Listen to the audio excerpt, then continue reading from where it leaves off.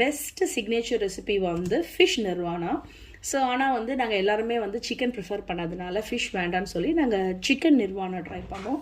So நூல் பரோட்டா ரொம்ப நாளாக நூல் பரோட்டா ட்ரை பண்ணோம் அப்படின்னு சொல்லிட்டு இதுதான் நான் ஃபர்ஸ்ட் டைம் நூல் பரோட்டா சாப்பிட்றேன். அமேசிங், செம்மையாக இருந்தது. அந்த லேயரே வந்து நான் பார்க்கும்போது எவ்வளோ கஷ்டமாக இருந்திருக்கும் அவங்களுக்கு அந்த லேயர் வர்றதுக்கு, அவங்க எவ்வளோ பண்ணியிருப்பாங்க அவ்வளோ பர்ஃபெக்டாக வர்றதுக்கு. கண்டிப்பாக எக்ஸ்பீரியன்ஸ் இருந்தால் மட்டும்தான் அந்த அளவுக்கு பர்ஃபெக்டாக ஒரு நூல் பரோட்டா பண்ண முடியும்.